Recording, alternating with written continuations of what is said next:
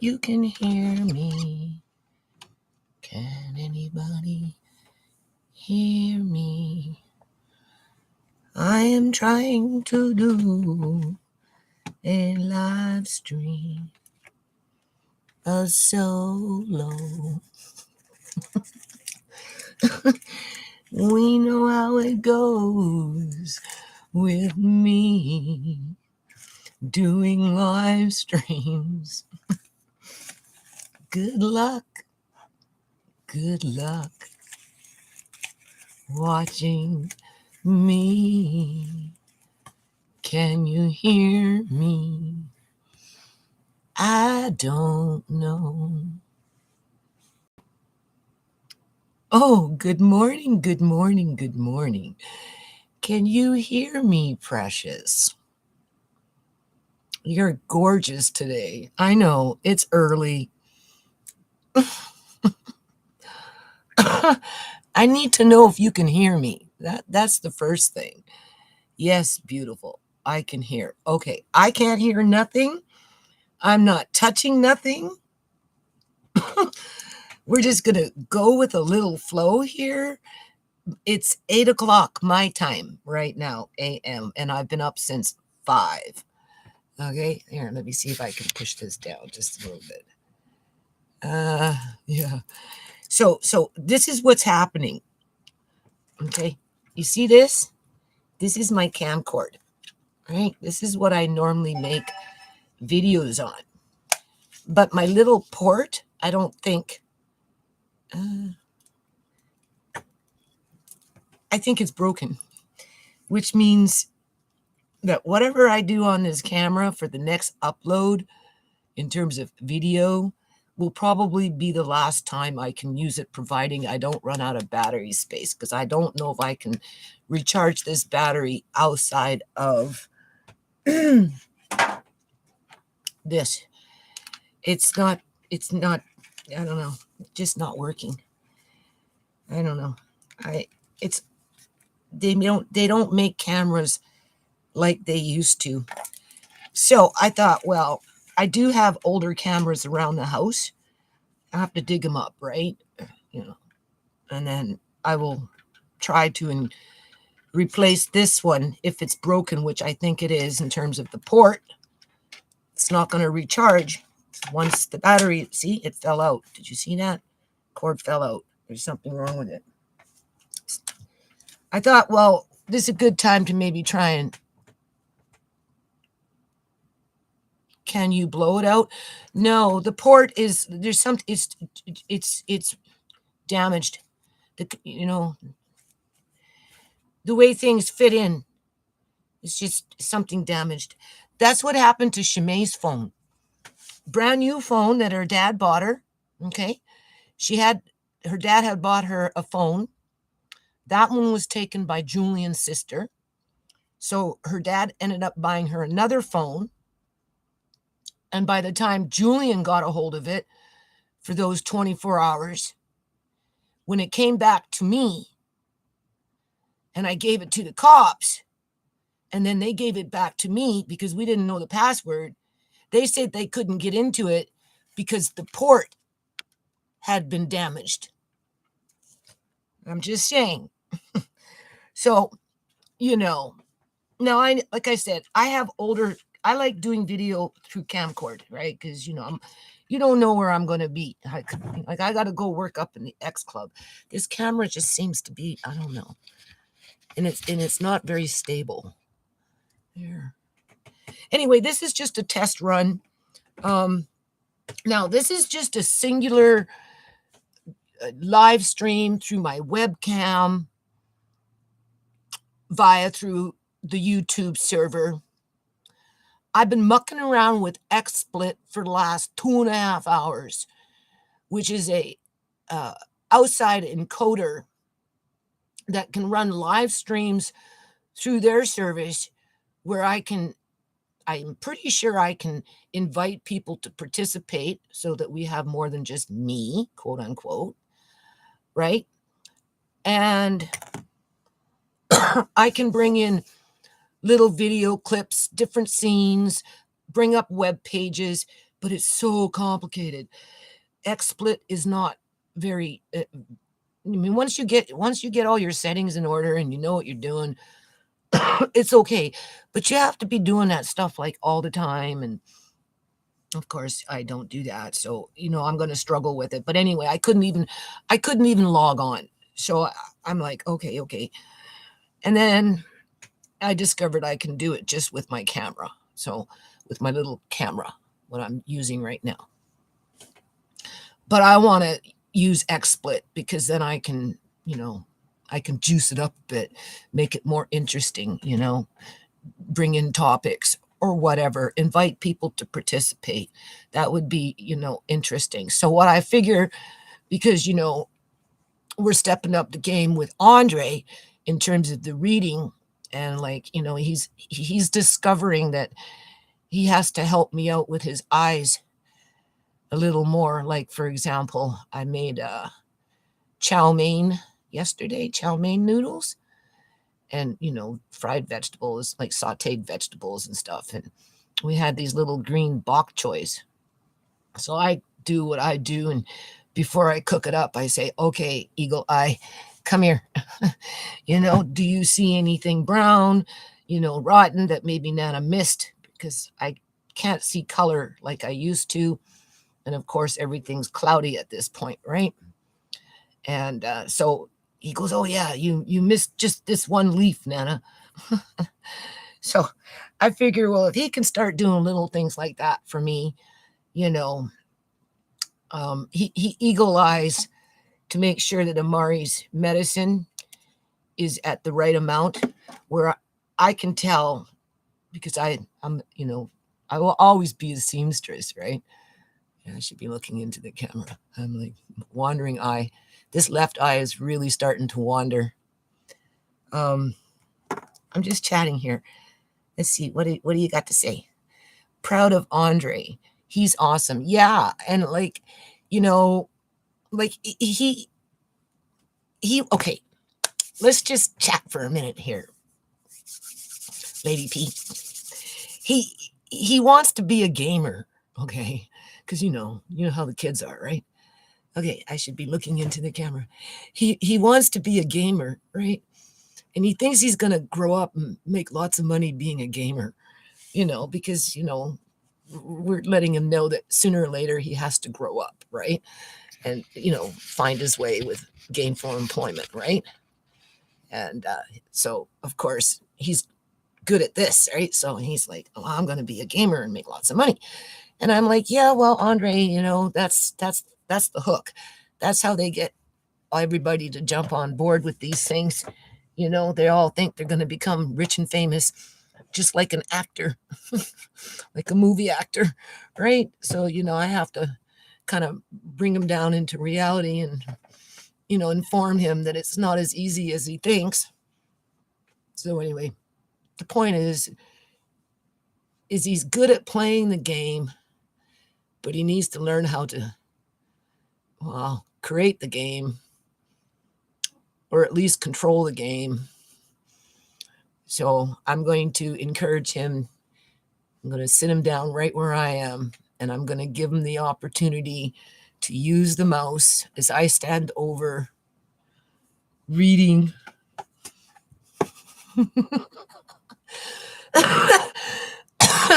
the instructions in terms of how to set up a live stream on XSplit, for example. Because half of my battle is I can't even really see what I'm reading. So, the more I can encourage him to read, even if it's in a rudimentary sense, where he's sitting here and clicking this button and clicking that button and looking at this and looking at that, because a lot of this stuff, you have to use critical thinking skills. And to me, that is the most important thing in life. Just because you can't do something this way doesn't mean you can't do whatever it is you need to do over here in a different kind of way. You don't give up. You find a way to do it, right? It's like self-education. You have to self-teach yourself things, right? And then because, I like books, I'm this year, I'm really going to put in his head that no matter what other people have to say, oh, all you have to do is just Google and you'll get instant information right away. And, it's like a walking encyclopedia. And don't worry, you don't need to worry about anything. All you have to do is just Google it to get the answer. Well, no, that's not in the real world. Because really, if you want to learn anything, doesn't matter what it is, it's in a book. It's in a book, people. And so this year, we're going to really focus on learning information from books versus relying on technology like Google search and those kind of things. I'm not saying they're not handy and they're not convenient, but they're not necessarily reliable and they're not a learning source where it's where you actually learn something. It's like like study. You study from a book. You don't study from Google search, right? And if you want to learn something, there's a will, there's a way, and you're going to find that way through books. So that is the precedence that I'm trying to set for this year in terms of instilling the value of a book into the household, because many households have lost that value because they rely on technology and these, what are they called, acronyms, or just 3 or 4 letters to express 3 or 4 words. And if you don't know what those letters relate to in terms of words, people type things, they type their 3 or 4 letters, and I'm like, well, what does that mean? I don't even know. I would prefer the words before the letters. And for me, when it gets to that point on a grand scale, right, in a societal in a societal scale, then what it does is it proves that it dumbs down it dumbs down society. It's just another means to dumb down society, to which we have a lot of dumbed down people in the world. Okay, very complicit, very I don't know. But besides that point, that's where a book builds you up, right? So I'm going to get Andre more interested in just with the idea that if he wants to learn something, it doesn't matter what it is in life, because it's not just about now, it's about his whole life, right? He can find it in books. Wherever he goes, however he gets there, whatever's going on, you know, it's in the book. So with that said, and with me struggling with my eyes, I just figured, well, now that I'm thinking to do live streams, because I'm still kind of working on the nonprofit, I'm not ready to give it up. I'm just not. I don't know what to do with it. I got a few ideas, but it's difficult, right? Because of this. And if it was difficult before for me, which it was, because poor people tend to attract poor people, and poor people, when you ask them to, like, say, volunteer and those kind of things, they don't, well, you get two kinds of people, maybe a little more than two, but you get the one kind where they really do nothing all day long, but they just feel that because they're so quote unquote impoverished, low income, whatever it is, they are the recipient to charity versus being a helping hand to it, right? And therefore, they don't ever really give anything back. They just take. They take whatever it is that you're willing to give them because they see it as you being charitable to their needs, right? To which they justify that by, their poverty level. So you end up working for free to accommodate other people who are basically just like you, but are not willing to put in the effort to make the surrounding better, right? Do you understand? Okay, that's one kind of person in terms of if you ask them to help, on a more regular, committed basis, they don't want to because they're too busy waiting to see what you're going to give them, right? The people I was talking to about it got in trouble for those PP. Yes, you were saying that. Exactly. And then this is the other, okay? These are the issues that I've over 22 years of working on a foundation, trying to promote goodwill and just whatever it is or whatever it is. So we've got the crowd that will just say want the apple. They want the apple. They want you to give them the apple. They stand in line for the apple. They're more than willing to come out and get the apple. But once they get the apple, they go back to wherever they came from for the most part. And then they just wait until you show up to do it again and again and again. And they don't stop to think about what it takes to get that apple to give to them, right? Because they just assume to justify their inability to be a part of the solution, I guess you could say. They just assume that you're a money bags and that you just, it's coming out of every orifice of your body and it's your duty just to give, give, give, give, give, give.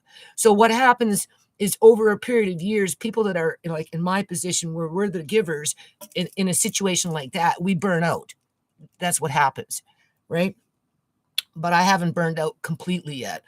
But we definitely go into high debt load, just the whole 9 yards, because oftentimes we go into our own pocket. You'll hear other people talk about doing charitable work where they've actually had to dig into their own pockets just to be able to carry on with their charitable work. So this is not a unique situation that I go through, okay?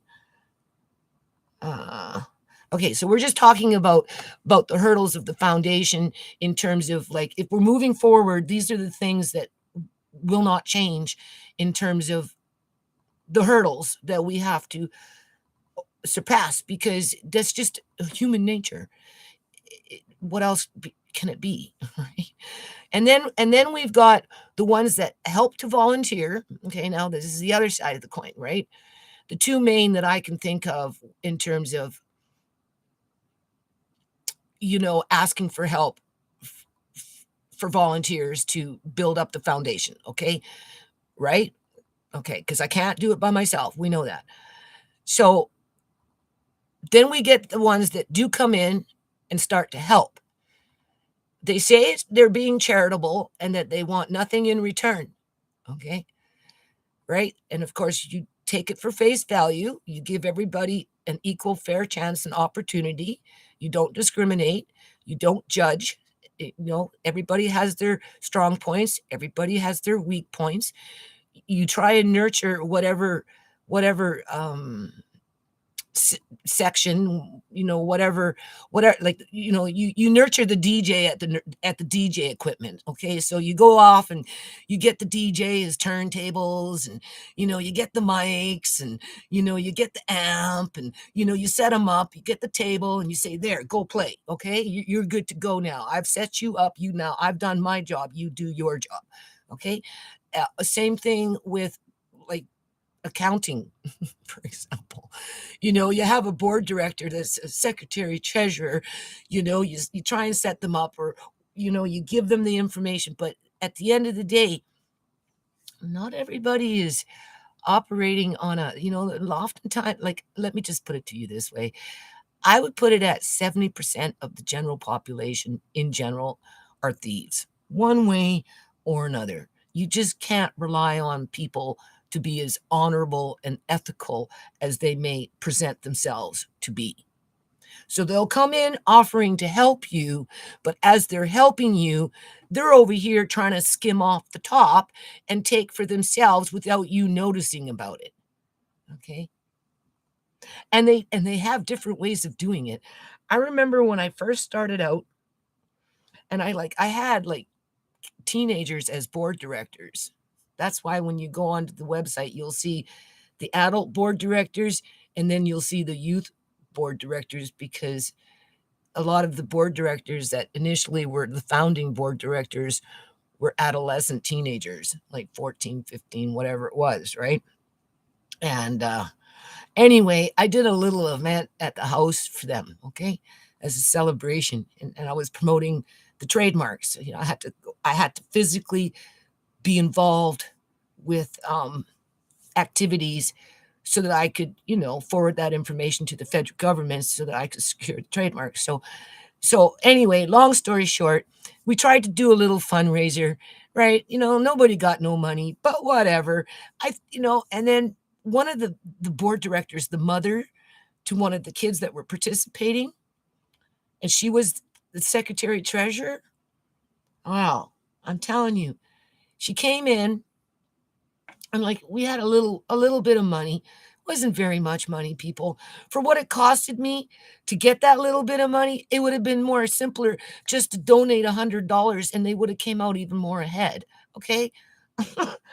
But besides that point, I had to go through the exercise of, doing the event and blah, blah, blah, blah, get my feet wet in the water and, start building on the actual foundation of the foundation. And this woman, okay, we were counting the money, right? And I had it in my hand. Oh no, she had it in her hand. And they were bills, like $2 bills or $5 bills. It wasn't much, right? And she's going, and she's counting, 2, 4, right? And it's so fast, right? Now, I think I had counted it before she grabbed the money, and whatever she was counting out just wasn't registering correctly. And I said, no, you need to do that again. And so she goes, and I'm like, hold on a minute. And I grabbed the money from her hand, people. And I went to count it myself. And do you know that little bitch? You know what she did? She folded over. This is what I mean. She folded over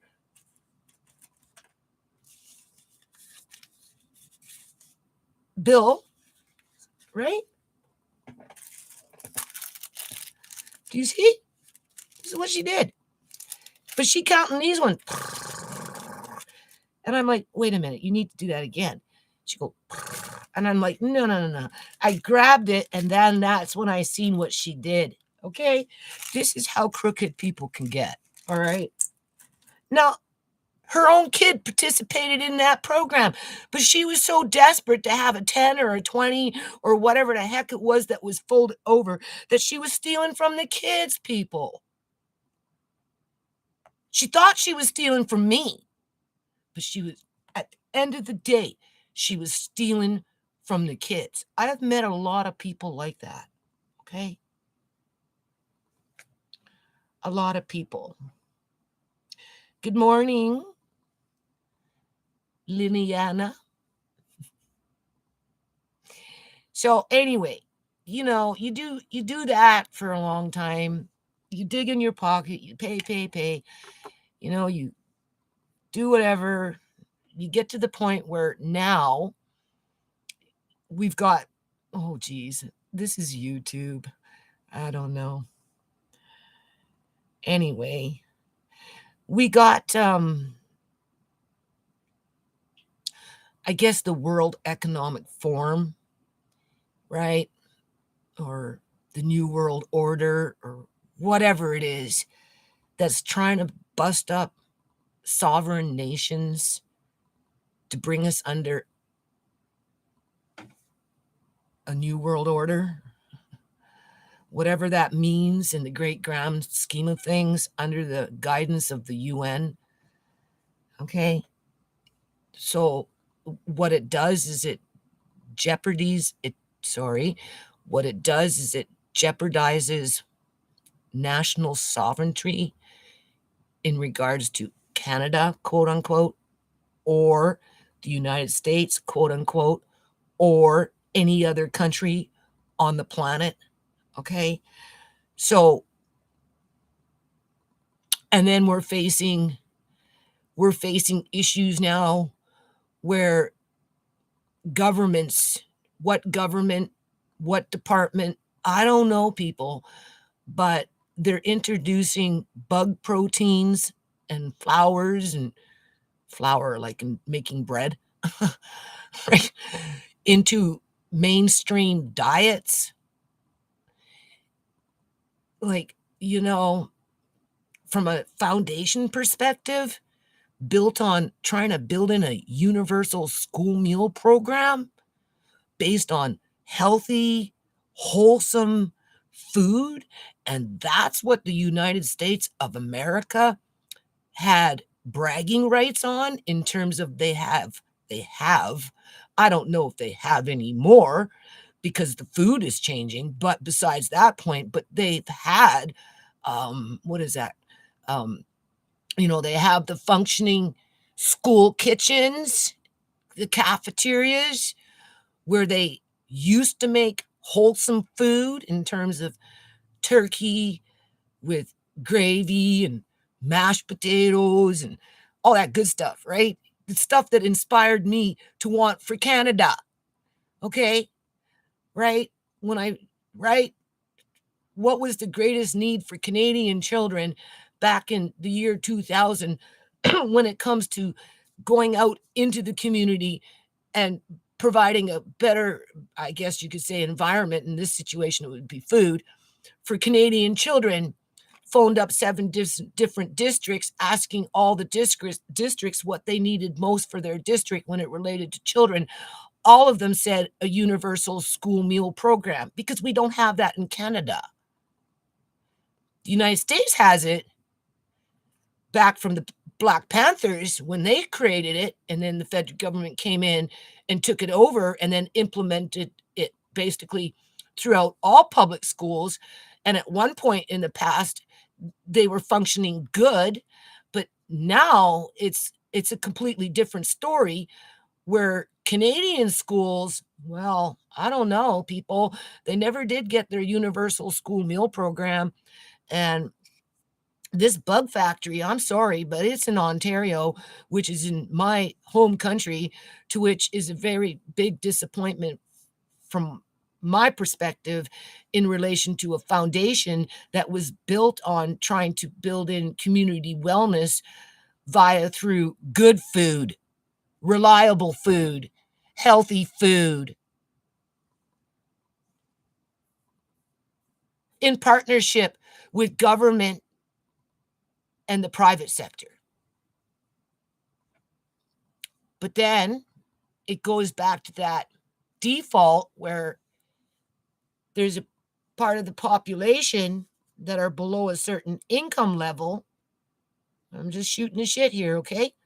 Where they feel that they're entitled to participate basically in that program without giving anything back, because it's the, oh, woe is me, I'm impoverished, blah, blah, blah. Well, you've got the ones above that don't necessarily want to make that investment, because I guess you can say they're capitalists who think that, it's the parents' responsibility to look after the children. But yet we've got rogue governments that are forcing whole families out into the streets right across the United States of America through bankruptcies and hyperinflation, inflation, deflation, whatever it is, rent gouging, right along with Canada, okay, which is happening right now where I live. They don't care about a universal school meal program. Never mind that kids are being fed bugs, okay? If it was bad enough I was battling all that other crap, now I'm battling bugs, people. How do I bring in a universal school meal program that's wholesome in 2 countries under a federal trademark name when nobody really cares, other than it's somebody else's problem? Okay, so we've got now Truly Amazing. Hello, Miss Judy. I'm so happy to see you. Yes, well, this is just a simple little live stream, a one-on-one. I'm going to work with XSplit. It might take me a month or two. Depends. I'm going to get Andre involved and see if he can help me to get the settings going on with XSplit, where I can actually, bring in more interactive videos and web pages and invite people to participate. I think I can invite people to participate with XSplit because they're a pretty good third party live stream service, right? It's just I don't do live streams, and I can't use StreamYard because we know what happens with StreamYard. It doesn't matter what my internet speed is, what my computer speed is, none of that. StreamYard is always flashing and flickering and, and just whatever. So I'm not even messing with StreamYard. Okay. I will mess with XSplit for a couple of months. See, the guys that work there in terms of helping you to set up the configuration and everything, they're really, really good. It's just, it's going to take me a little longer. And of course, I'm busy. But in the meantime, we'll just do this. Okay. So bugs. Well, but they're putting cricket flour, okay, which is a protein of some kind, into foods now. And from my understanding, they're already introducing cricket flour among mealybug flour. Who knows? Okay, there's more than one bug that they're starting to put into processed food somehow, some way, because they're saying it's a good protein source, right? To supplement the lack of protein that's coming in from animals like chickens and pigs and milk and just whatever, right? And it's more friendly to the environment to have 5 million cockroaches or 5 million mealyworms or 5 million grasshoppers, crickets or whatever in a bug farm, so that they can eventually, I guess they dehydrate them after they're dead and then grind them up and then put them into people's foods some way through the process of foods, whether it's through bread, those kind of things, right? Because they can take that ground up material and mix it in with your flour to add in the egg that they necessarily can't find now, okay? Because that's an egg is a protein. The cricket would be a protein. So they're replacing the egg with the cricket flour, okay? And they're already feeding it to the kids in the United States of America. And you know what? When I hear this, people, it makes me so, so angry. You don't know. You don't know. And it puts what I work on in terms of foundation for the 22 years I've been working on it in jeopardy, because the people that are the upper echelon that are controlling the economies of countries, okay, and dictating the outlook in terms of where we're heading as a civilization, they don't care about what I do. If anything, they see me as a threat. But, what better way to keep me looking scandalous? Medically kidnap Uncle John, illegally apprehend Andre, do this, do that, keep I was going to say the bitch, keep me, always with that cortisol going, ranting and raving on YouTube so nobody takes me serious, so they can come in the back door with their bug food, because nobody wants real wholesome food in schools. God forbid, no. The propaganda, the advertising, the kids are crying for the food in the schools. Well, yeah, if the kids are crying for this food in the schools, it's only because the parents in the community can't afford to buy the food. Never mind, in some communities, they can't even find the food anymore because of the food shortages. So they're left with no choice. And I'm like, well, that's a really big hurdle that you have to jump over, Judy. Is it even freaking possible after all this time? You would think that you would learn your lesson, that you're a nobody and that whatever it is that you stand for means nothing, because at the end of the day, capitalism wins. And the only people running the capitalism are the rich wigs, those ones that are bringing the cricket flour into the schools.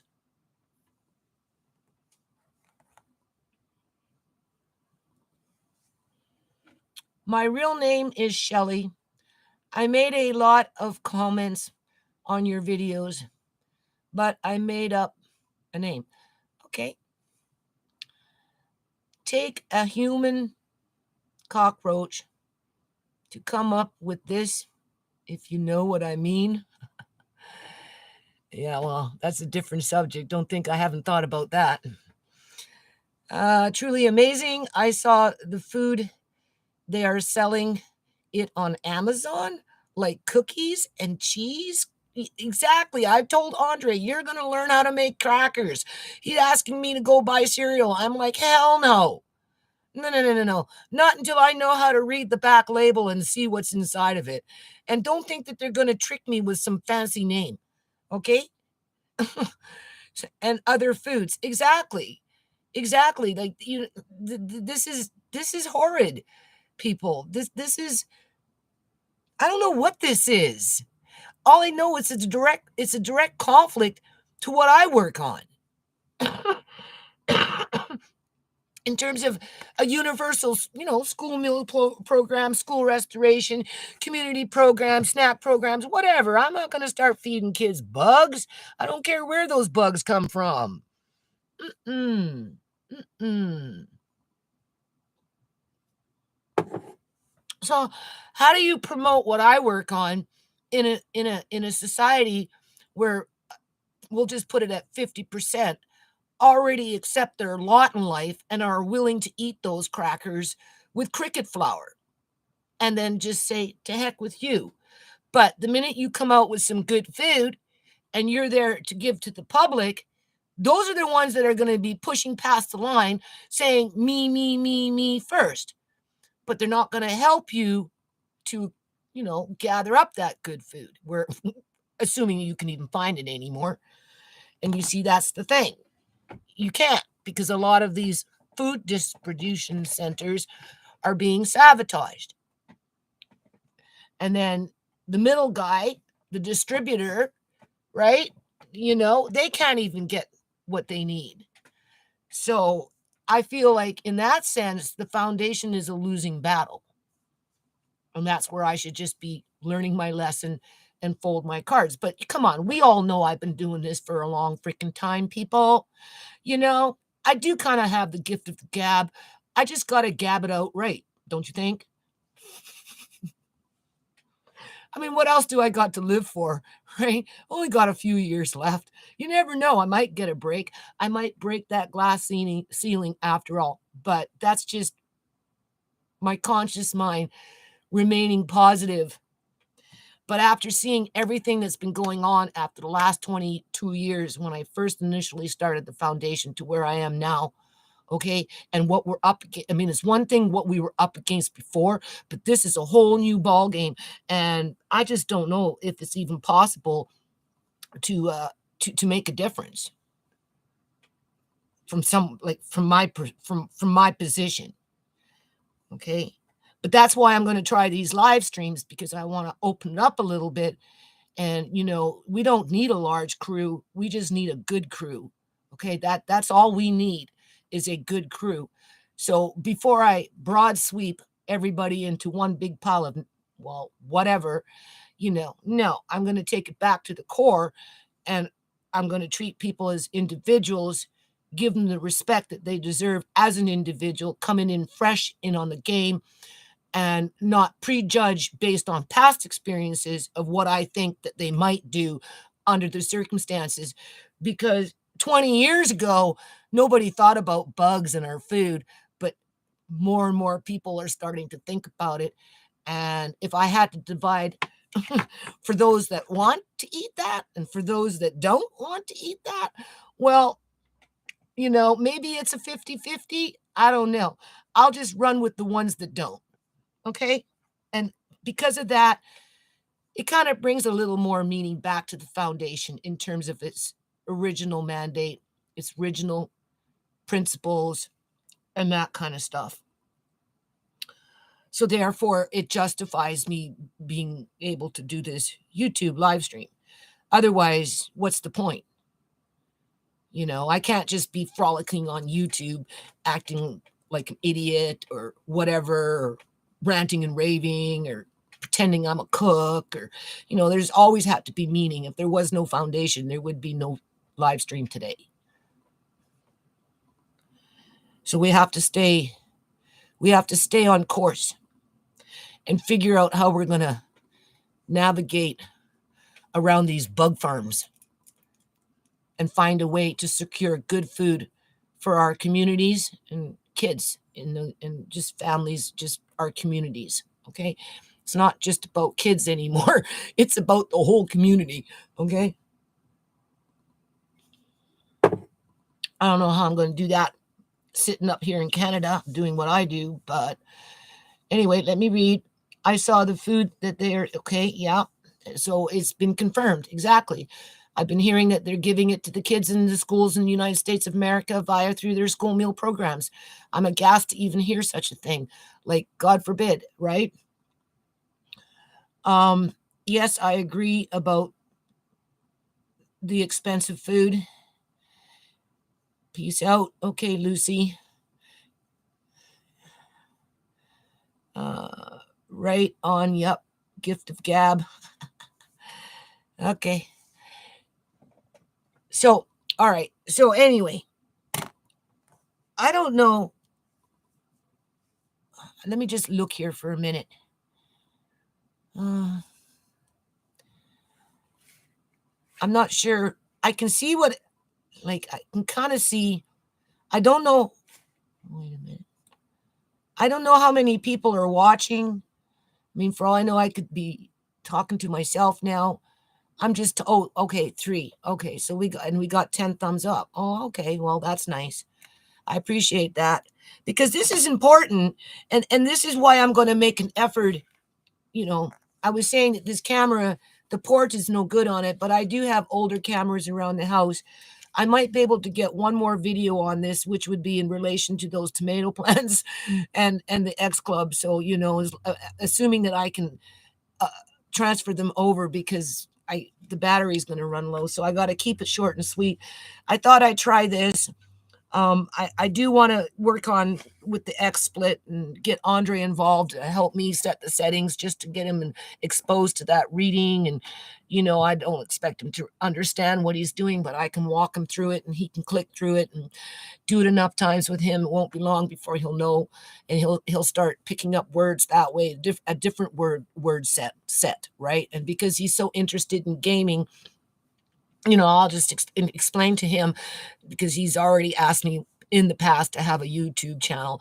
But, there's no point in having a YouTube channel if you don't know how to read the settings and do what you need to do. So I'm hoping that will inspire him to try a little harder with me to help me with these live streams. And then, I kind of kill 2 birds with 1 stone. He reads more, he's exposed to more words, new words. He's actually being interactive with it. In addition to, I might be able to get a live stream going on at some point in the future where I can invite participants that are watching to jump on and talk about these issues, right? Because ultimately, at the end of the day, if there was no foundation, I wouldn't have done all these videos. I just happened to go through a lot of crap over the years because of politics, dirty politics, corruptions within our society. And, in terms of what we're, with this, I stand for sovereignty for the United States of America, and I stand for sovereignty for the Canadian people. We are 2 different countries that deserve respect for our individual entities. That will never change as long as I have the foundation. If the foundation implodes, then whatever is out and about trying to bring us all together under one big happy family where 2/3 of the population are eating bug crackers and living in little boxes and own nothing, then like that's a different story. I'm not even going down that path. I will put my heels to the ground and fight all the way until the bitter end. Okay. And the ones that like to target my family, they know it. And that's why they go after my family members one by one over the years and then sit up in court and deny the fact that it's not gang stalking. Oh, yeah, speaking of that. So I figured when I only got a few days left to sit down and type an appeal, people.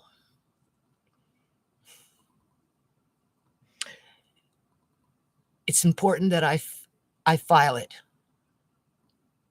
That's what's important. But I'm having such a hard time with my eyes. Perfect timing for the government. Anyway, I figure maybe I'll just This is how I figure I'll cope with it, because it's like, you know, I'll turn on this computer. Not today. We'll do it in the next day or two. I'll set up a live and I'll sit here. We'll start on page 1 of Judge Ross's dismissal. And I'll try and pre-read and just check a couple of highlights where that's what I'm going to base my appeal on.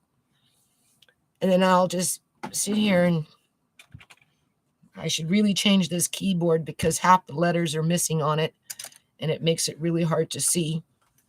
It's bad enough I can't see as it is.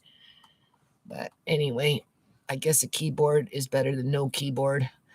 And then, just to smooth over, I don't want to say the pain, or the struggle, but it's kind of, it's a painful struggle. Just to smooth over the painful struggle of coming up against a cement wall, because we know that's what I'm coming up to. I just thought maybe I'll just sit here, do a live stream as I work on my appeal, so that you can see how I actually do it in terms of, well, okay, you got to say this. Well, this is what I got to say under the Criminal Code of Canada, section blah, blah, blah, which would be mischief. Because that judge is being mischievous, to which falls under the Criminal Code of Canada. And another example would be when they make reference to witchcraft and all this other freaking crap. Well, in that situation, I would just make reference one so-called paragraph where in December of 2018, the federal government took out section blah, blah, blah under the Criminal Code of Canada that relates directly to witchcraft, because the government, federal and the provincial government, are trying to normalize it versus keeping it in check. That's how I'm going to address their accusations, to say that I'm the one that's cuckoo. I'm the one that's cuckoo for even suggesting that these bastards aren't using some form of magic to control the general population, basically through trickery and illusions and whatever else they do. So for them to accuse me of being a lunatic because I put it back at them that this is how they accomplish what they accomplish in terms of no justice for my family, then I'm going to remind them that whatever they're mocking, they themselves actually acknowledged it in the Criminal Code of Canada for 100 years until they wanted to normalize it. That's how I'm going to write it down in terms of me balking at them accusing me of something and running it over and over again through his dismissal to make it sound like I have nothing of substance to say, to which is being mischievous, which falls under a different section under the Criminal Code of Canada. Okay? So before I sit there and do that all by myself, okay, I just thought maybe I'll just bring you along with me. Yeah, who cares if it takes 2 hours and we have to do it a few times?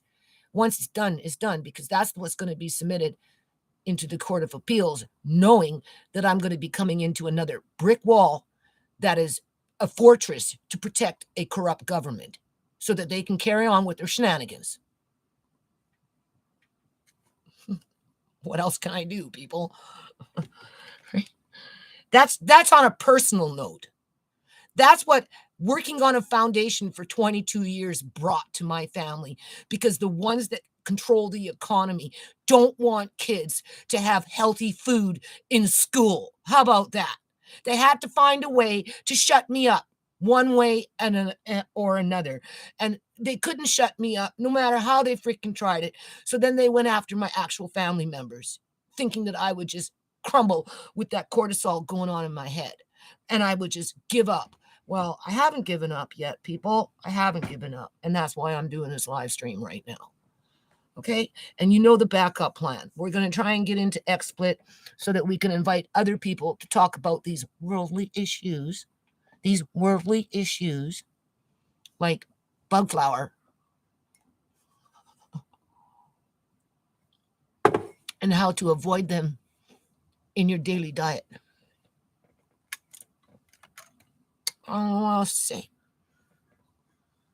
when it comes to that stuff.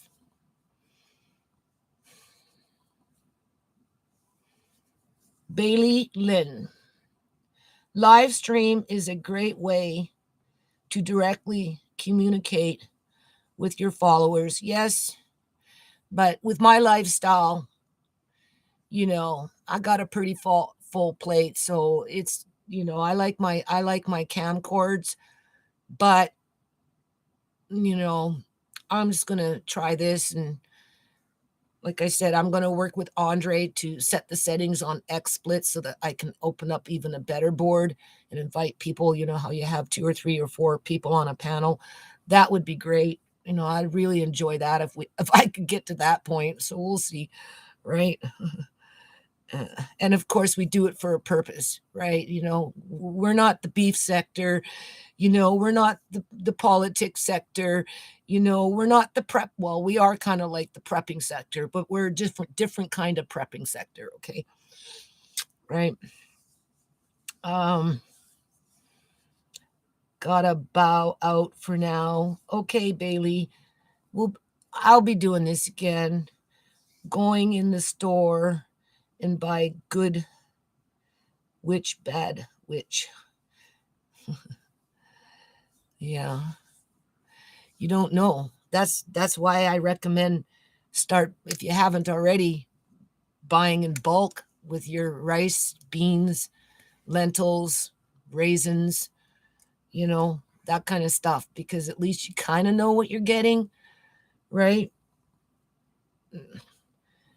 Storing can be a problem because it starts to pile up after a while, and you want to keep it out of the elements.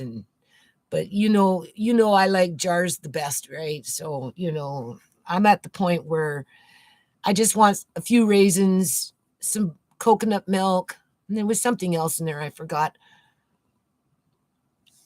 Yeah, gotta watch those products.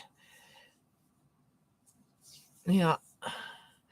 So okay, so where are we at now? We still got the 3 viewers.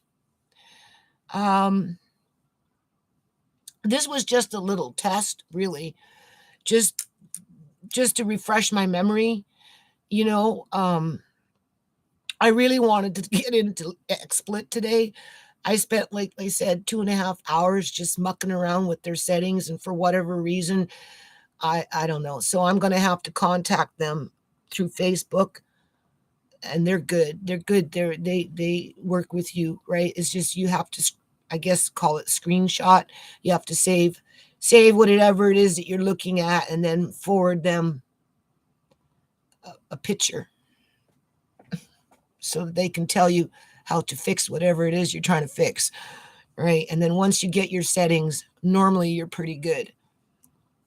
So, but I'm working on it, right? Yeah. Okay. Well, thank you, Lucy. I appreciate that. Um, I mean, I'd like to do live streams on dealing with stress, like the different methods for people to deal with stress. Like when I do my videos, right, on the camcord, right, it's almost like, I don't want to say it has a secret hidden message in him, but in a roundabout way, I kind of try and give you that information through visualization of how I cope with things, right? In terms of, and like when I show you the canning, like the jars with the beans, and I stack them up specifically so that when you see it innately, internally, something inside of you wants you to do that for your own family without even being told, because you can see what it looks like and it's appealing to your eye, which brings a form of stress relief, right? Because now you kind of know what you can do over a period of time to alleviate, let's just say, food insecurity. So I already do it, but I do it more in a visual sense in between whatever is going on in my life within a day or 2 or 3 or month or year or whatever, because there's always drama, right? Where I'd like to just maybe sit down, and that's where the panel would come in handy. If we had a panel, we could have 1 or 2 other people jump on board, and we could actually sit and talk about how do we deal with stress from the different levels of where it comes from in terms of stressors, right, in our lives. And of course, everybody's got different stressors, right? They got, different problems, right? And with different problems becomes different stress levels, right? As well as not everybody has the same kind of coping skills, right? Where maybe someone like me has stronger coping skills just because I've been desensitized to that. And it's kind of like normal for me. So, because it's so normal for me, I can just keep moving forward. Where other people, it can really pack them back and make them want to go like this and not wake up because they're so depressed, right? Because ultimately that's what we're going to be battling against is depression. And the more the world is kind of going in the direction that it is, I think it's really important that we, somehow, even, on a small scale, support each other with our needs for, I don't know, like, it's not a pity party. We're not pushing out sympathy. I mean, obviously there will be some times when can empathize, but we just, I don't know, people, these ones that live in these gated communities that are the predator class, they're never going to change because they're so stuck on their entitlement mentality that they just won't change. Like, I'll just give you for an example about an entitlement mentality. Now, my son is a tree cutter, right? A couple years back, he was out in the White Rock area or someplace in the more uppity up zone in terms of, better house. Anyway, long story short, he was cutting trees for Chinese people that own property. We're talking like $28 million properties. Okay. And the Chinese woman that lived in that house would just peek out the window and look at him as he was cutting the trees that he was supposed to be cutting.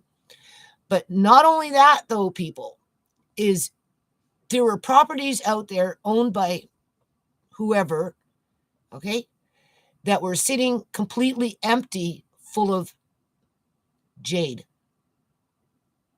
So the Chinese had this property, and then over there they had another house that was completely full of jade or artifacts and ornaments. And the best that they can do is just peek out their window. So they're not thinking about us. Okay? And then it just kind of goes down the food chain like a crab in a crab barrel. Right? So for the ones that I don't want to say poor like me, but don't fit in with that gated community, I guess you could say. Well, we need to, I don't know, just establish a way in terms of how to deal with the different types of stress. Support each other through our acknowledgement that, for every reaction, there's an action. For every action, there's a reaction. And through our actions, maybe we can alleviate some of the stress, at least between ourselves in our daily lives. So that's kind of what I try and do with my videos when I show you these things. I'm not bragging. I'm just trying to stay true to the foundation in terms of community activism, providing an alternative in terms of an idea or whatever it is. But in a great grand scheme of things, I don't think I can compete with bugs, people. There is no universal school meal program if it's going to be a third or half bugs. Right now, from my understanding, if you eat cake that has cricket flour in it, as long as that cricket flour is no more than 1/3 of the product, you won't taste it. If you go past 1/3 and bring it to half and half, you're going to eat the cake and you're not going to like it. Isn't that interesting? But if all they do is put in 1/3 in terms of replacement, right, of flour or whatever, however they mix it in, and you don't taste it and you think it's just normal cake, how do you compete with that, people? When it shouldn't even be there in the first place. There are no long-term studies in relation to health effects, although there are studies that clearly state that we don't have gizzards like chickens. And therefore, whatever it is that they're feeding us, our bodies can't process it properly like a chicken can because our organs are not equipped for it. But for whatever reason, the policymakers and the people that implement this stuff into society, right, they think it's okay. That is a stressor. That's going to make people depressed. And it's going to make people even more depressed if they freaking start getting sick. And then they're trying to figure out why they're getting sick. And if they figure it out and try to hold those to account, you're not going to get anywhere with it. Just like I'm not getting anywhere with all the injustices with my own family, people. Which is another stressor, which makes you want to go like this and give up. But we can't give up. That's why I'm doing this live stream, to let you know we're not going to give up. We're going to get stronger. We're going to get better. We're going to make it through it together. Right? There's got to be purpose. Purpose. We're bringing purpose to this channel. I want people to be a part of it and to talk with me and, and whatever. Right? I want to do fun things too, right? Amari with his chef hat and his little jacket with his wooden spoon, stirring that pot, right? Making pudding, right? With real food. Okay? So, where are you at? Now we've got spirit love. Spirit. April. I'm sorry, April.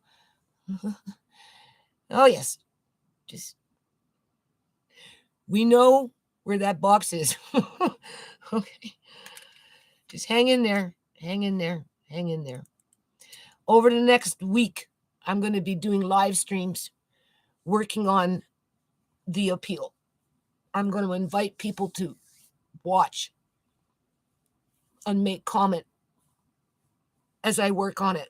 And then we'll have Rhea come in and narrow it down to those material facts. I already told Rhea, I don't care what this judge had to say in terms of he doesn't believe that any hospital setting would go out of their way to illegally embalm a dead body and leave it on a hospital bed for 9 days.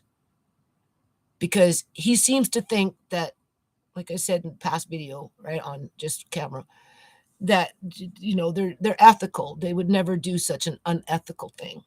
And therefore, anything I got to say is insignificant and untrue. And he's the judge, jury, and prosecutor on that one.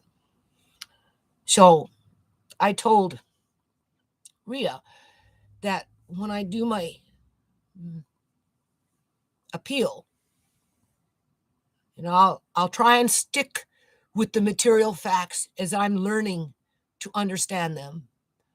But at the end of the page, I am definitely going to highlight that Shimei was illegally embalmed and was placed on a hospital bed for 9 days to decompose, okay, to hide that her organs were illegally harvested.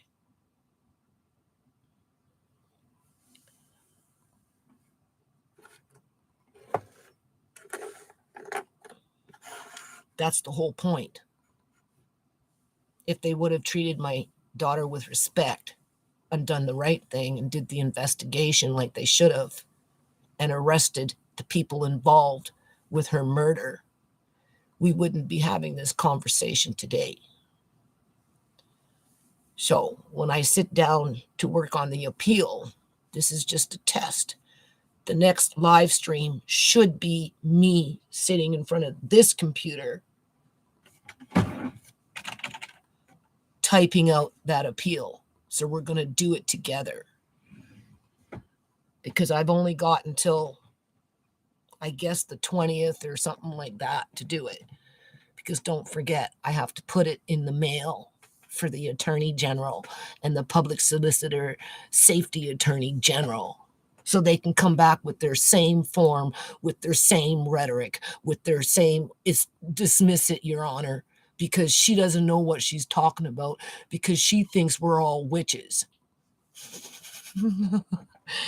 And that's when I'll be like, yeah, well, I know you all are, because you took it out of the Criminal Code of Canada and you're trying to normalize it. And this is where I'm going to push back. Right? Just go round and round and round and round and round. Okay, so we're going to, yes, just let me get, oh, you don't know. Okay. Just, I'm working on it. Well, I'm not working on it, though. You see, that's the thing. I'm working on every freaking thing else. Like, I got to go out more than likely today into the X Club with a staple gun. I hate to say it, but I'm probably going to have to get my skill saw and cut some wood so I can repair the leaky roof, because it's raining and everything's getting wet in there, and I can't afford to lose any more shit, people. So, and it's hard, right? Because, outside it's even worse. I can see better inside. I can see this computer screen much better than if I can see anything outside. But so that take up my time. I'm going to try and bring in a few tomato plants. I've got laundry to do. I cooked a really nice meal yesterday. Andre was so happy. And now I got to do dishes. It's going to take me 3 hours to do dishes. Then I got, just like, by the time all that's all said and done, I'm exhausted. So, but soon, I want to get on with it, right? Yes, just be patient. I have to wash those little bottles for that. What is that called? What is that stuff called? Vanilla extract, right? I don't know where it is here, but get some black walnut ink, right? Powder, right? And pop that in there. And these like Truth Reality wants to do a video, and I've given him already so much information, but what he really, really wants is the schools that Shimei went to, the high school, and the 2 colleges. Well, the high school, the college she did go to, and then the college that she was going to go to 12 days before she was murdered. That's all he's asking for, is three names. I have to go into her binders and dig around in there to find the actual name so I give it to him correctly. I haven't even done that yet, people. I'm telling myself, do it today, do it today, do it today. But I get sidetracked. That's what happens, right? So, happy to see you smiling a little. Well, if I'm going to do live streams, like I said, I want to build in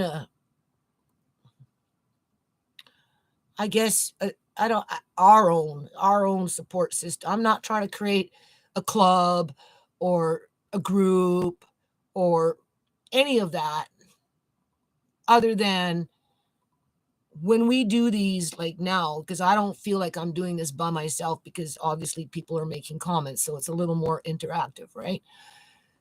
Versus me just doing like this, right? And then uploading, and then people come in through comment section. This is a little more interactive. XSplit would be even more, I would suspect, because then I can invite people to jump on and actually be on the panel. But it's to like, okay, I don't know what people are doing today, but when we get offline, whatever it is that you're going to do today, you're going to have a good day. Even if you get mad, just remind yourself, don't get mad. Just work around it. You bumped yourself and it's like, oh my Lord, don't get mad. And then just once the pain subsides, then just get back to doing what you were doing, because we can't afford to lose any time with what we're up against when it comes to global politics. Okay. We'll never be ahead of it. We'll always be behind of it. We'll always be victims to it, but we can alleviate some of the pain that comes from it. And we sure in the heck can go down swinging. Okay. So that at the end of the day, we're the one with dignity. Okay. We leave this planet with dignity. Okay. As for these other things that are like to destroy and maim and hurt and control freaks, those kind of things, right? We need to just have that buffer where they don't make it so that we lose our minds. Okay. So that's what these live streams are going to be for, is just to help people to, I don't know, get focused on their own lives a little more and be brave, right? And, throw in their 2 cents into the mix when it comes to a solution so that others can draw on that. And I don't know.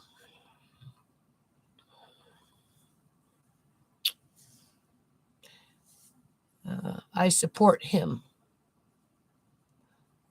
Who do you support? I don't remember what I was talking about when it relates to him.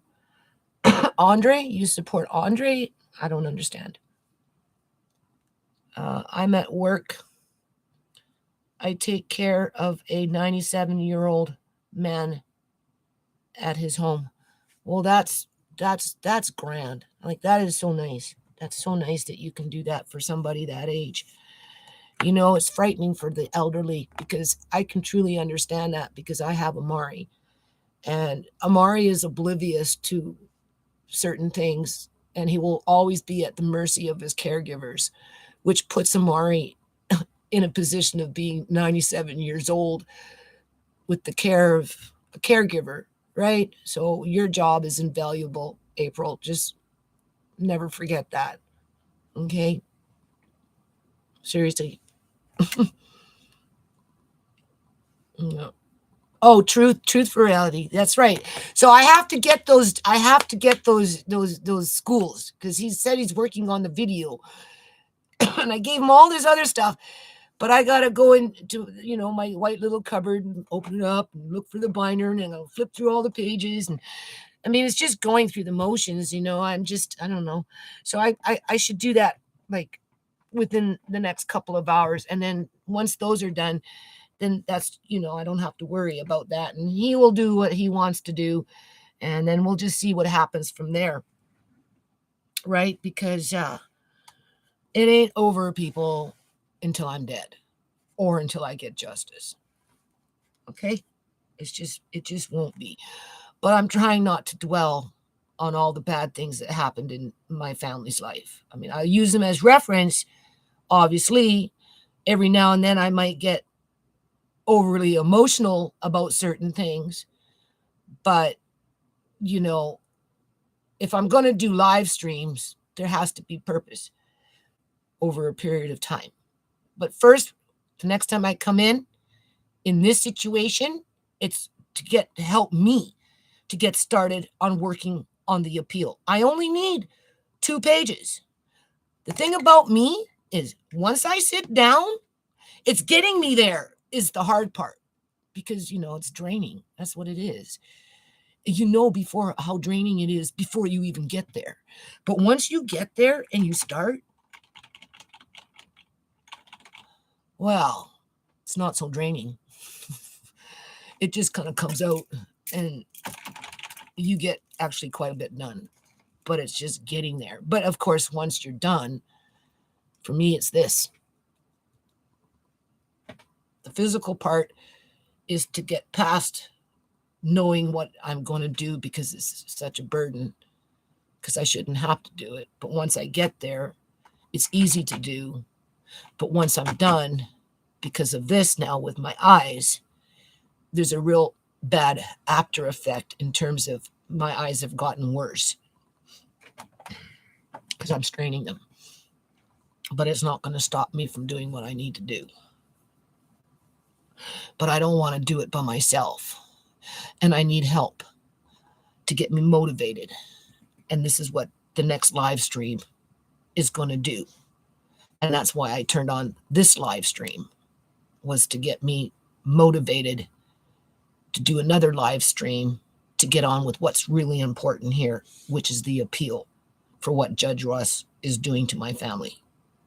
And then after that's done, then we'll get into other things. And hopefully by that time, Andre and I would have figured out how to use XSplit, and then it will be a whole new different panel, like in a whole format, because this is just being done through my camcorder. So the only thing I can rely on when it comes to interactiveness is via through these comments, which actually I appreciate, because I love April.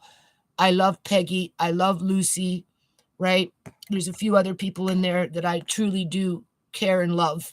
Veronica, right? Truly amazing. It's coming up in the ranks, and that's what I mean by we can support each other some way, somehow, in a more collective sense. So I guess these live streams are kind of bringing, I guess this live stream and future live streams will bring us closer together, because we can see each other and we know we're together, and we're operating like on the fly in terms of information, and right, there's nothing preventing us from sharing anything unless we don't want to, right? And I love you too. I think about you a lot. Yeah, I know. I think about everybody. Well, the crew, the core crew. We have a core crew here that's been together for really quite a long time, if you think about it. And, over a period of years, you do establish a sense of love and commitment to that love. And you want what's best, I guess, to your family. It's kind of like a family, right? Your friendships, right? And we're going to work together and stick together. And I mean, that's old news, nothing new under the sun. But yeah, that's what I'd like to do, right? So to get started, I'm sorry, I'm gonna have to. I need your company when I start working on this appeal. We're gonna do it live stream. Yeah, you're gonna see how I operate when I get past that. Oh, I don't want to do it. Come on, you have to. Oh, okay. And then when I start, then you'll see how fast it can happen. It's just getting it started. So I need you guys to help me get started. Yeah, because we're not going to stop fighting for justice. Okay. If we can turn around what happened to Shimei and Uncle John, and if we can turn that around and hold our governments and our courts, our mischievous courts, to account, then that will start to turn around what's going on in our communities on a grander scale when it comes to murder by fentanyl or the medical kidnapping of individuals for their assets. If you notice, I didn't say the elderly, I just said the medical kidnapping of individuals. We can even say illegal apprehension of children. Just the whole 9 yards. Reversing the idea of it is reversing the idea that it's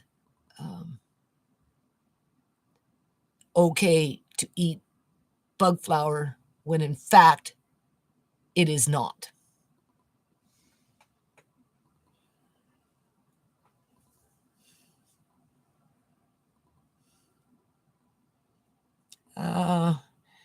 I get so upset when your kids treat you bad, grr. They should love and respect you, your wishes. Well, you see, that's what happens to families when they're targeted, and the cortisol never really ever has a chance to go away because it's constant trauma that rewrites the brain to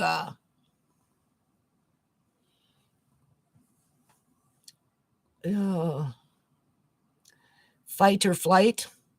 In this situation, my kids are fighting with me because it's like a form of survival with little left in terms of a family. You know, I'm not saying that what they're doing is right. Oftentimes, when kids grow, right, we know they get their own personalities, they get their own opinions, we know that they rebel, blah, blah, blah. But they also come back home and will use you as a parent to dump their displaced anger on. My kids do that. My son, Marcane, not so much now, but he's been known to do that. Tisha, not so much, only every now and then. But we're so broken in terms of a family, and whatever's been going on in their brains, you know, they had to deal with Sierra for years being an addict. And then Andre was illegally apprehended. Whole new batch of cortisol. Get Andre home after 22 times of going to court, fighting for Andre, dealing with Sierra, just kept that cortisol going. Then we've got landlords that aren't supportive of the family because they don't see us as an asset versus as a commodity to exploit and to use and abuse and then to throw away and let somebody else use and abuse until eventually there is no family left. Okay. Right? And then Uncle John was taken, right? So just as their brains were starting to settle down because Andre got home, it went right back. And then Shimei got murdered. Like it just never ended. And therefore, I don't want to say they have a sense of brain damage, but kind of. So the best place to take out their anger for all of that is on me. That's the only way I can explain it. It doesn't make it right. And I said to my son, listen, son, I said, just put yourself in my shoes and go fast forward where you have a kid and that kid comes and does what you did to me. Would you not kick that kid out? I said, no, stop and think about it, Mark Kane. What would you do? Well, yeah, you're right. I would kick him out before I'd let him throw my shit out. I said, okay, then why did you do to me? Right? Oh, yeah, you got a point, Mom. I'm sorry. Yeah, okay, you're sorry, my ass. But that's okay. It's all going out on Saturday. Andre's like, and I'm like, okay, Andre, if you think you could make that kind of money, you go ahead and make that kind of money because whatever's left is just staying out there. I don't care. you know. So, and then of course, that all smooths over for the most part, and then Tisha starts, right? Oh my god. But if we were a whole family, right? Uncle John around, Shmay, Sierra, if a lot of those things didn't happen, we'd have a different story, people. My kids would react different, right? Like, and the predator class, they know it. They know it. That's why they don't like to fix their houses. That's why they want to keep you broke by overcharging you for something that they can manipulate through organized religion in partnership with corrupt government that allows them to do it. Right? That's just one factor, right? Let me read.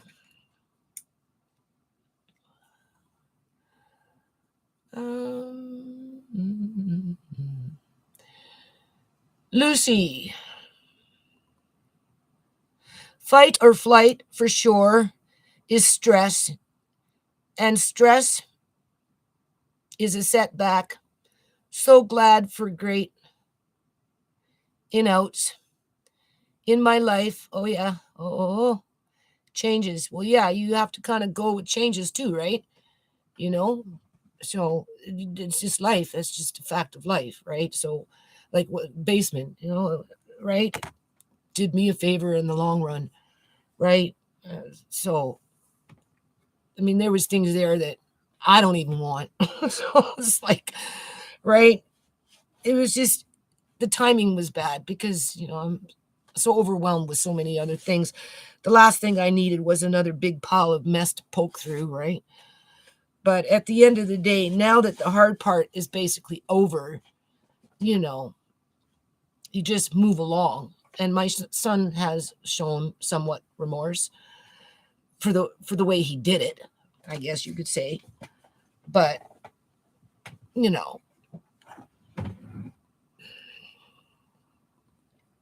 that's where you have to learn to develop. When you find your relationship deteriorating, depending on what the relationship is, right? Like I said to my son, what do you want? And I'm like, why should I? You've been mean to me. And I'm like, well, I guess so, because I'm stuck with you. I'm stuck with you. It's not like I can move out and just, right? It's not like I can kick my son, right? I'm stuck with him. So at some point, him and I have to find a balance in there where we can communicate, even though both of us got this going on in our head because of what has happened to our family over the last 15 years or whatever it is. Okay. We're still battling this, but through all of this, we still have to learn to communicate. Whereas with Tisha at this point, Tisha's got her own life with a lot of responsibilities that she didn't sign up for, but she's finding out that she's having to because Alex looks after his dad. And with that comes more responsibility that Tisha isn't necessarily wanting. And then if I come in with my needs, it's too much. It's too much. So of course, I'm mom, easy to take it out on me, no matter where the frustration is coming from. And being that it's compounded over a period of years and years and years and years, when it comes, it's going to come like a freaking tidal wave. But this is where Tisha and I, if we ever do it, people, if we ever do it, because it takes two to make a relationship work, right? This is where Tisha and I, at some point, are going to have to learn to be able to communicate on a quote unquote adult level. I'm not saying you can't get mad, holler, and scream and blow off steam and rant and do all that. But at the end of the day, when it comes to a functioning household or functioning relationships, you gotta learn to communicate. You gotta learn to when to disengage without taking it to a whole new level. This is where alcoholism becomes a problem. What I can do with Marcane in terms of navigating around conflict and still being able to come out to communicate to some degree where we can say we have somewhat of a relationship. Whereas with my other son, he drinks, and because of the drinking, it's almost impossible because he's on a whole different plane than me. right? I need reasoning. I need something I can depend on, not something that's going to veer off into the left field and start talking like a freaking cartoon and just nonsense, right? And then expect me to be responsible when they themselves can't be responsible. So therefore, I don't really have any kind of communications with my son, Brooks. As a matter of fact, he stopped calling. So now Andre and I are worried about him because he was calling and bugging me, right?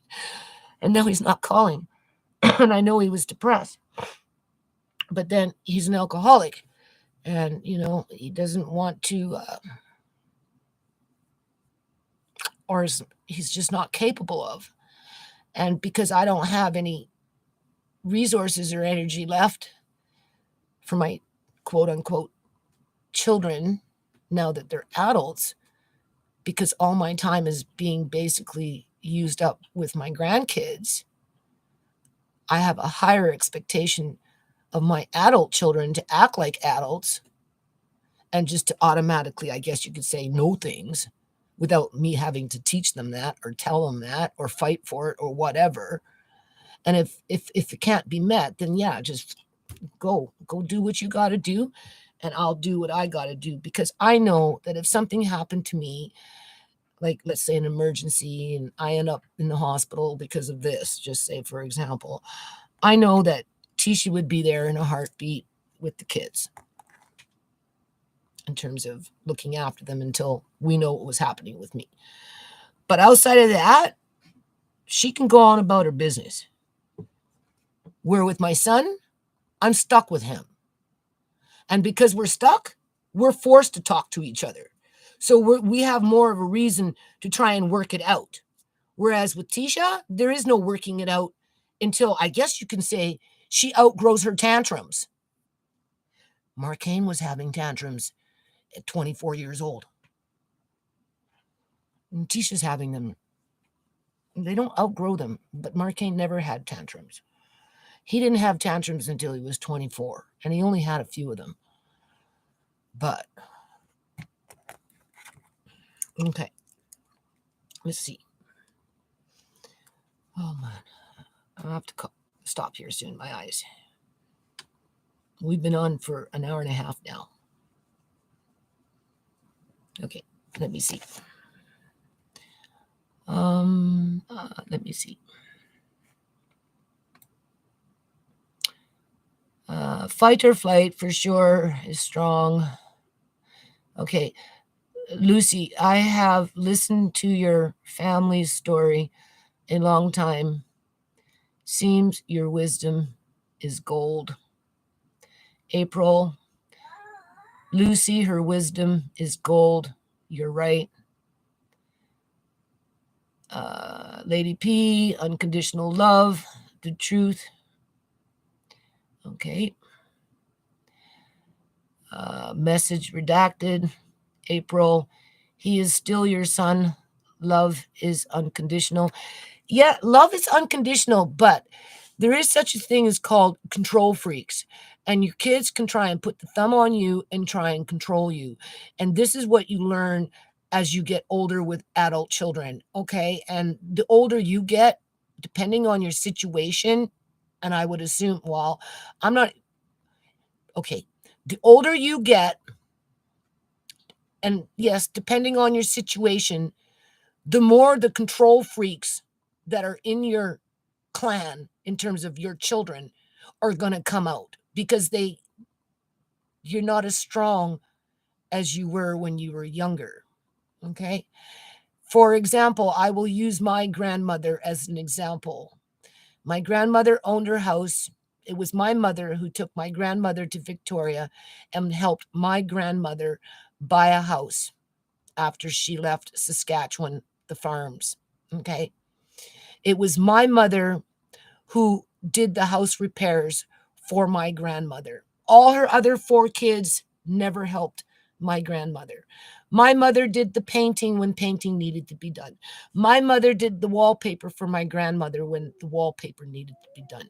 My mother would help her with, like, when it came time to take unfinished basement and build in suites. It was my mother who came in with a work crew and did that for my grandmother. Whereas all her four other kids did nothing. Now, mind you, those kids, my Uncle Harry, my Uncle Nick, my Auntie Jerry, they all moved into the basement that my mother built for my grandmother. Okay. And then because, they had failed marriages, so they had to go and live with mom. So, but it was my mother that built the basement into a suite with her crew. Okay. But when my mother died when she was 45 years old. 8 months before, listen to this, 8 months before my grandmother sold her house. Now, her house was paid in full because she lived in that house from the time that my mother brought her from Saskatchewan and helped my grandmother buy her house. And like I said, it was my mother that did all the repairs for my grandmother. When my grandmother needed something, my mother was there to help her with it. Okay. Whereas the kids moved into the basement. My uncles drank. My Auntie Jerry didn't like to do dishes, whatever. And then, okay, and then it got to the point where my grandmother just got too old to live there by herself after all the kids moved out, did whatever. But by this time, my mother was dead. Okay, she had died 8 months before my grandmother sold the house. Then, because my grandmother was selling the house, right? That's when the four remaining kids, my Auntie Noreen, my Auntie Jerry, my Uncle Harry, and my Uncle Nick all started to jump on the bandwagon and told my grandmother that my mother was dead and that whatever share in terms of grandma selling the house, my Uncle Nick gets this, my Auntie Jerry gets this. She was going to give money to her kids. But it was my uncles and aunts who told my grandmother, who bullied my grandmother to tell her that she couldn't give me a share and my brother of my mother's share because my mother's share had to go to them. And because my grandmother was vulnerable, she did that. Whereas if my mother would have been alive, she just would have gave my mother her share. That's what I mean by bullying. That's what I mean by control freaks. So in the end, because my grandmother felt guilty, she gave me $1,000. And what I did with that $1,000 is I bought myself a little Toyota Corolla for like $400, $500. And I decided to move to Vancouver to start a business. And I packed up my two kids, and Sierra was young, not even a year old yet. And I moved to Vancouver. And when I got onto the Alex Fraser Bridge, driving my little Toyota Corolla with everybody surpassing me at 90 kilometers an hour, 100 kilometers an hour, my car started to shake at 60 kilometers an hour. So I couldn't take that bridge, a bridge that I had never been on before in my whole freaking life. And it was a big ass freaking bridge, okay? I could take it at 50 kilometers an hour as everybody was going past me, double the speed. And that's how I came into Vancouver after my mother died. And that's when I told Uncle John, I just can't make it here in Victoria. Just can't. It's not like my family wanted to help me. They were busy setting up their restaurants, and my Uncle Nick had a restaurant. My Auntie Jerry had a clothing store. My Uncle Harry went off and bought himself a, what is it called, a trailer. My Auntie Noreen just banked it, right? They all got on with their lives because they bullied, they were control freaks, and they pressured my grandmother to do the wrong thing. Well, where my grandmother should have just stood up to them. But it was too painful for her to fight against her kids. Well, that's kind of the same way with me. That's why sometimes you just have to cut them loose. When they get to that point where they're just complete fucking control freaks and they think they own your life and they can control your decisions and tell you what to do, how you should do it, why you should do it. And if you don't do it, they're going to do this, this, and this, and this against you. No, this one you just say, fuck off, go away, leave me alone. So there's a fine line in there, okay? And take that from experience, all right? And it's systemic. It's the reason I use my grandmother as the sounding board in terms of how children can bamboozle their parents, and because they're control freaks, okay? They're control freaks. That's basically what it boiled down to, right? Which is a form of bullying, which is not healthy relationships, okay? Because at the end of the day, when my grandmother died, not one of her kids were with her, not one. They left her alone in an apartment after they got the money. They badgered her until she got the money, until they got the money. And then once they got the money, they would leave her alone, right? And just, it was terrible, people. It was terrible. And then when she died, I went with Uncle John and the kids that I had. I think I had 3 by this time or something.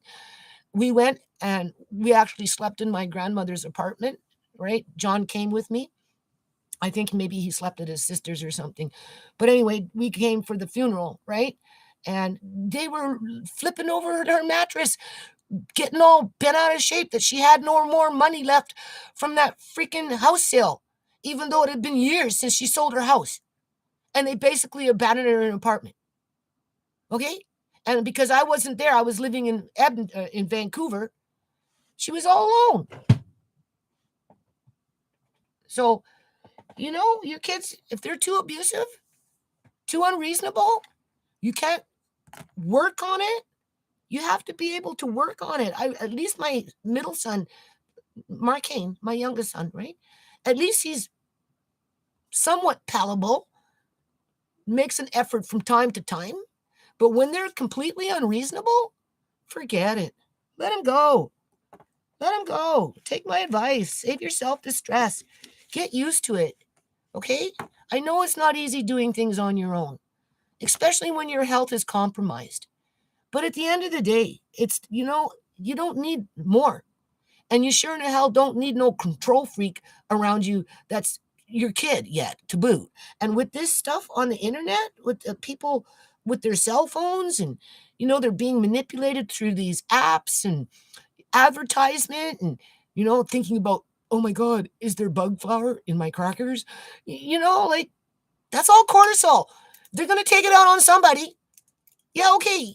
You can holler and scream at me. I have no problems with that. Go ahead, blow off the steam. But when you start making threats on me and you don't think I'm not going to fucking stand up to that shit, or if I'm afraid to be around you, why the hell would I want you around me? Okay? Think about it. Right? Like with my son that drinks. I don't want him here. He's unpredictable. When he comes, short and sweet. But for any length of time, no. I've had enough experiences with alcoholics to know, okay? Let's read. I hope that helps you with your adult children if you should find yourself in a position like mine. There comes a time where you just have to cut the control freaks loose. Kids are not.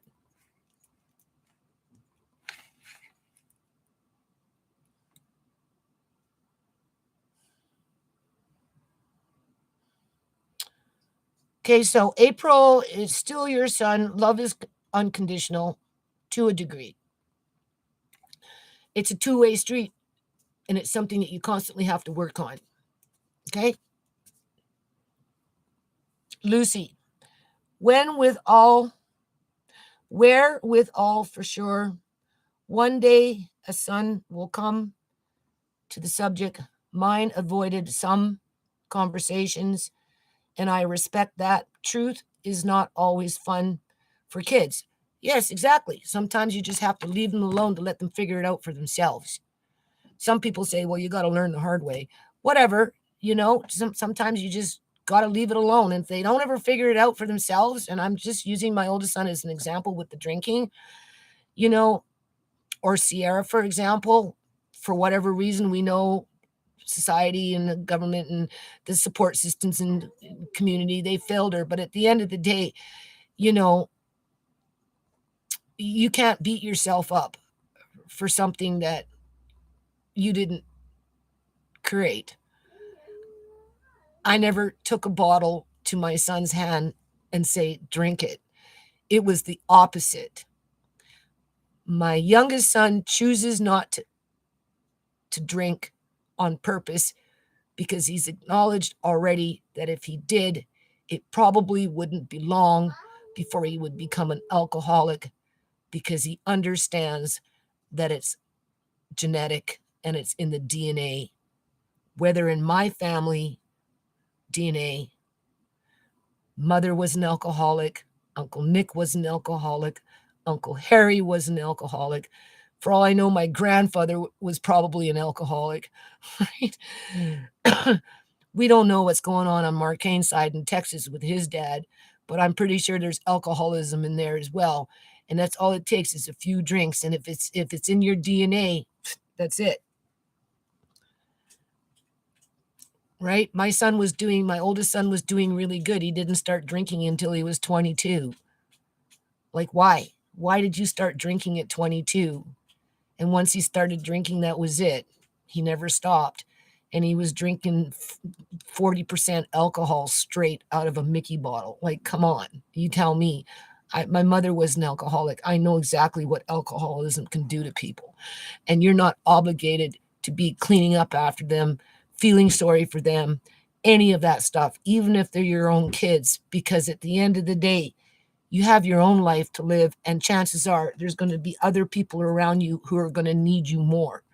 In my case, it would be Amari, it would be Andre.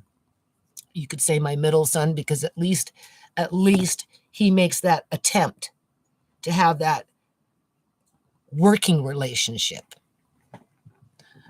Okay? And it's heartbreaking, and it's sad, and it's disappointing, you know.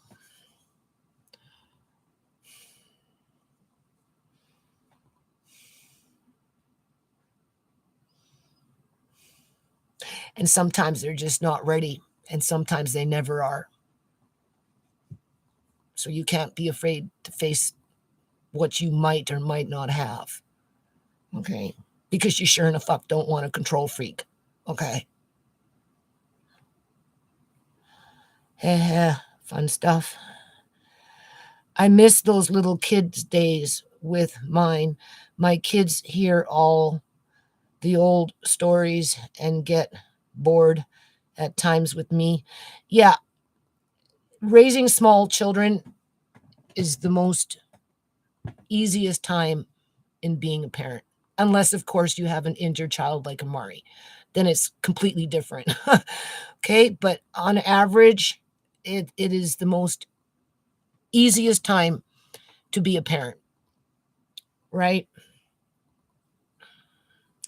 But as they age, it gets, depending on the numbers of kids, I had 5.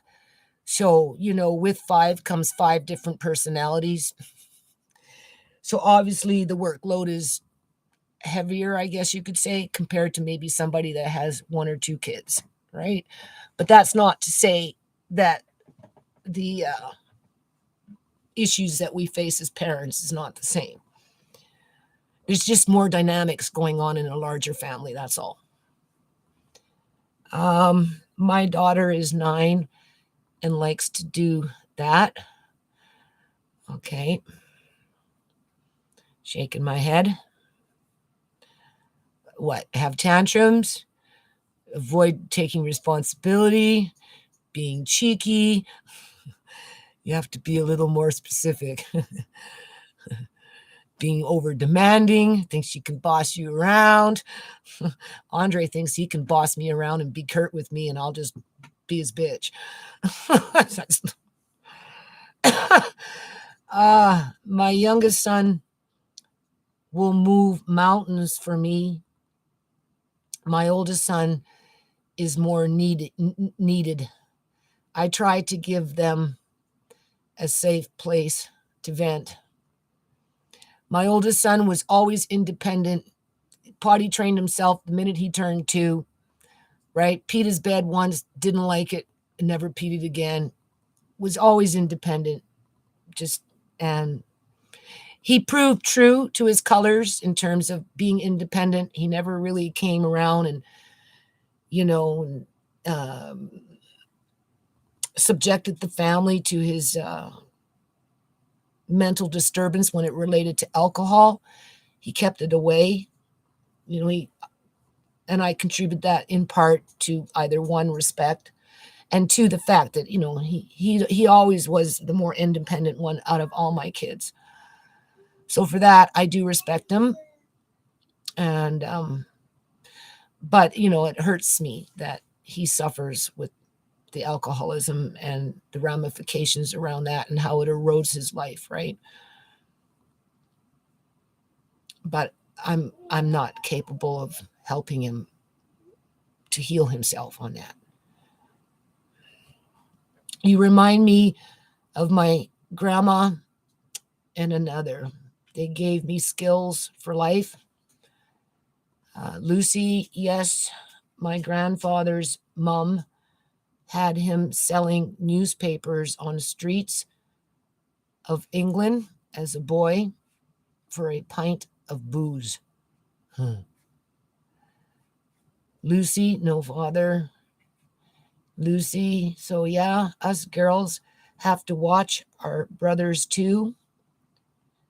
Well, yeah, I mean, they're vulnerable to things.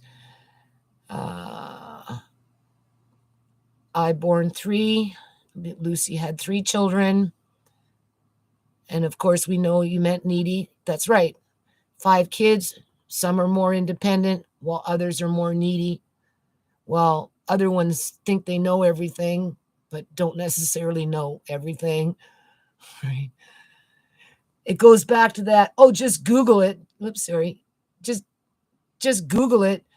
Right? If you want to learn something, just Google it, and you become a walking encyclopedia that's, stamped in freaking gold. Your word is gold, right? Yeah, okay.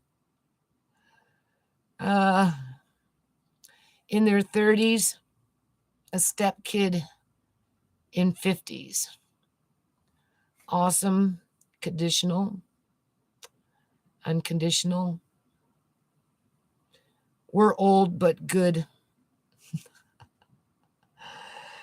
Yeah. So anyway, we're going to, I guess, end this now. I got to start my day. It was fun. This was been the most interactive live stream I've ever had. Yeah.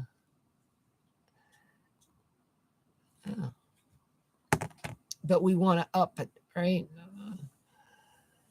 I don't want to be one that just has no substance. Right? There's got to be some substance around it. My brothers are now gone.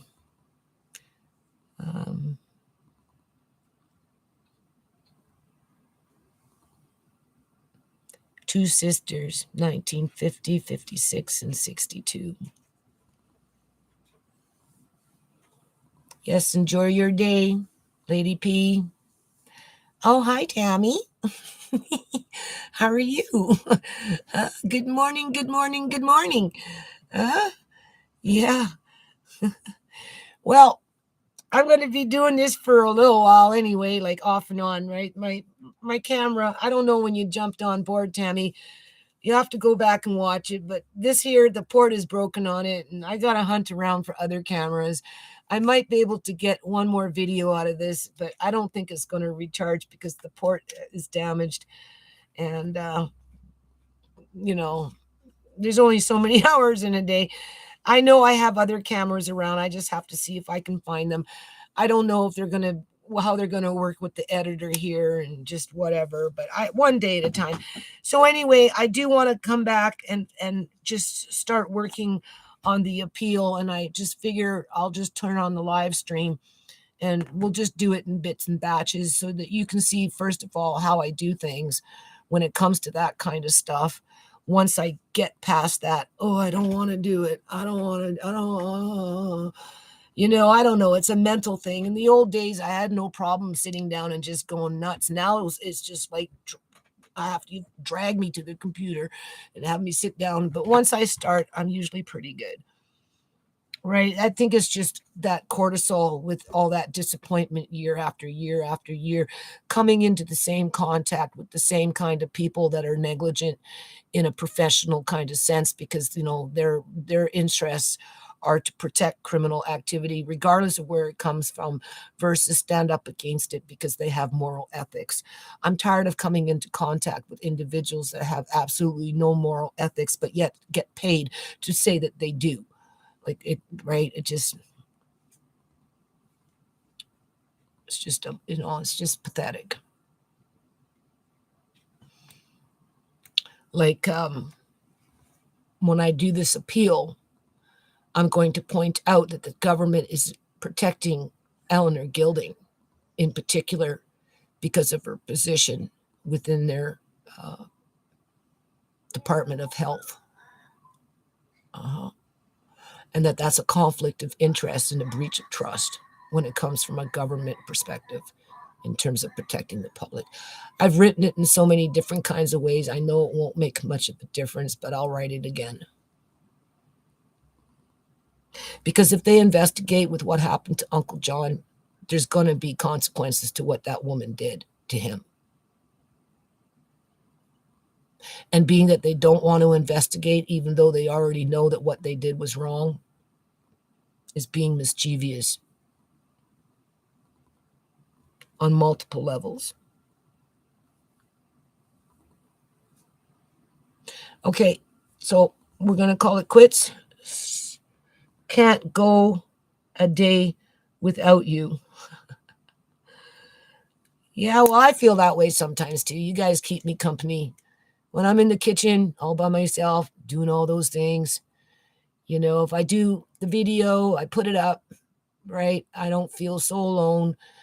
I feel like I'm passing on knowledge wherever that knowledge is being displayed in that video, which makes me feel accomplished, I guess you could say, versus just having my life mean nothing, you know, right? It keeps the foundation out there. Not that it means anything in the great grand scheme of things at this point in life, but so it goes both ways, Tammy, right? Just as much as you make my life, well, just as much as I make your life interesting, you help to make my life interesting. It's a give and take there. Okay. Okay. So, 4 people watching, but I got to get on with my day. What time is it? Oh, yeah. It's almost 10 o'clock in the morning. And here I thought I'd only be on here for 10, 15 minutes, twiddling my thumbs. Twiddle, twiddle, twiddle, twiddling my thumbs. Right. Okay. Anyone else got last words? Or should I just say, c'est la vie for now? I'm waiting. Okay. C'est la vie for now. Oh, here we go. This computer screens is messing up my. Oh, I know. I trust me. I got the same problem. I'll pay for this, but that's okay. It is what it is. I just move a little slower. That's all. I got to get on with it. There's things I got to do. Dishes. I'm going to start with dishes. Yeah, I'll go start with dishes first. And then I'll get on with some laundry and try and work with these tomato plants. I brought in some reflector. Andre, I'm going to have him tape it up. I have to climb up, put a hook on the ceiling, right? So I can hang the lamp.